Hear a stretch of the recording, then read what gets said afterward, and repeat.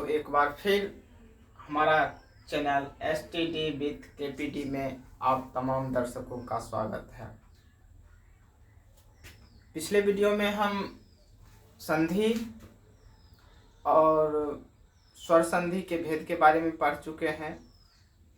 तो आज हम स्वर संधि के पहला भेद यानी दीर्घ स्वर संधि के बारे में पढ़ेंगे। तो यहाँ पर दिया है दो समान स्वर वर्ण मिलकर एक दीर्घ स्वर हो जाता है।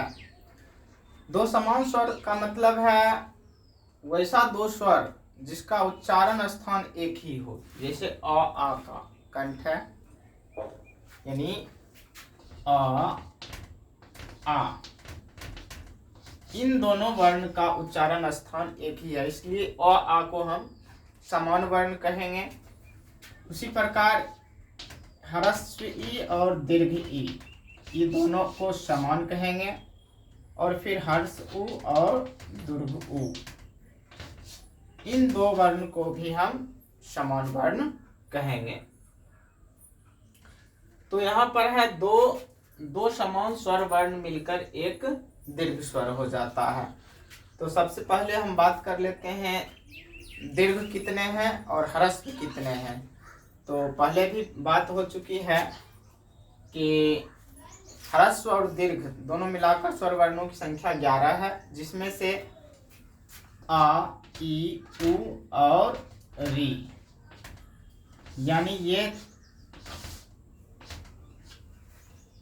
चार वर्ण जो है आ, ई, उ और री, ये है ह्रस्व स्वर। और जो शेष बचेंगे आ, दीर्घ ई, दीर्घ उ, ए, ऐ, ओ और औ, ये सभी हो जाएंगे दीर्घ स्वर।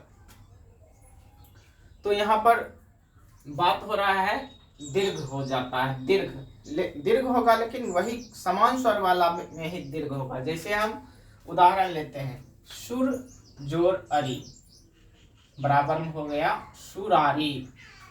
अब यहाँ पर देखते हैं प्लस यानी जो हमारा जोर का चिन्ह है, धन का चिन्ह है, उसके बाईं तरफ देखते हैं सुर र में अंतिम वर्ण आ जुटा हुआ, क्योंकि इसमें किसी चीज की मात्रा नहीं लगा है।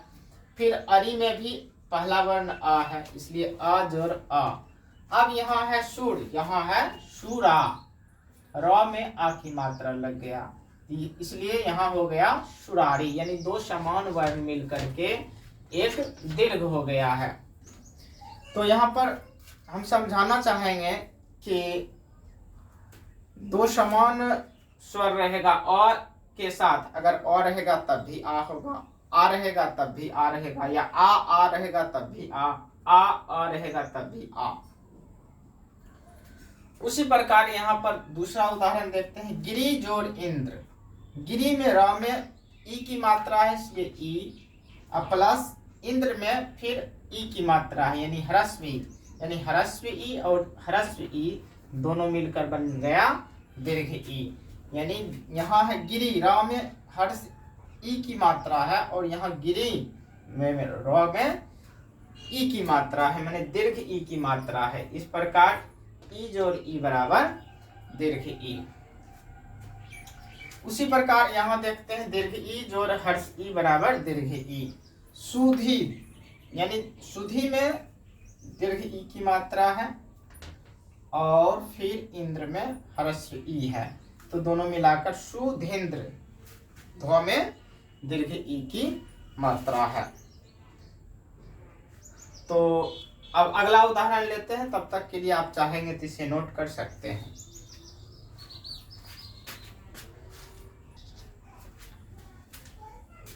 अब हम चलते हैं अगले उदाहरण की तरह। यहाँ देखते हैं गुरु जोर उपदेश बराबर गुरुपदेश। यहाँ पर र में उ की मात्रा है तो उ, जोर उपदेश में उ की मात्रा है, यानी प्लस पर पूरा ध्यान देना है। प्लस के बाईं तरफ उ है, दाईं तरफ उ है और दोनों मिलाकर गुरुपदेश। यहाँ देखिए र में उ की मात्रा है ऐसे और र में दीर्घ उ की मात्रा है ऐसे। हम यहाँ ह्रस्व और दीर्घ की बात इसलिए कर रहे हैं कि ह्रस्व मतलब होती है छोटी और दीर्घ मतलब होती है बड़ी। यानी ह्रस्व उ से कहने का मतलब है उ, छोटी ऊ है, और दीर्घ ऊ का मतलब है बड़ी ऊ है। मतलब मतलब ई भी दो है, ऊ भी दो है।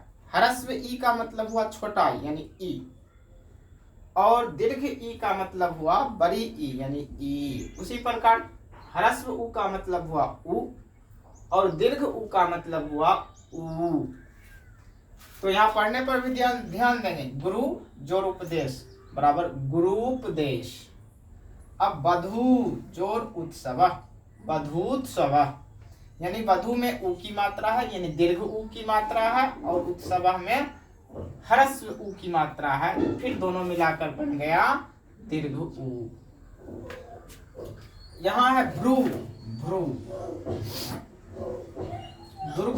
दीर्घ ऊ की मात्रा है, प्लस ऊर्ध्व यानी दीर्घ ऊ, तो यहाँ दीर्घ ऊ ही रह जाएगा। पितृ यानी तो में री की मात्रा है, फिर ऋण यानी री जो री बराबर पितृन, यानी फिर री का री ही रह जाता है। तो इस प्रकार हम आशा करते हैं कि आप लोगों को दीर्घ स्वर संधि समझ में आ गया होगा। अगर अच्छा लगे तो हमारे चैनल STD with KPD को सब्सक्राइब करें और लाइक करें। तब तक के लिए धन्यवाद।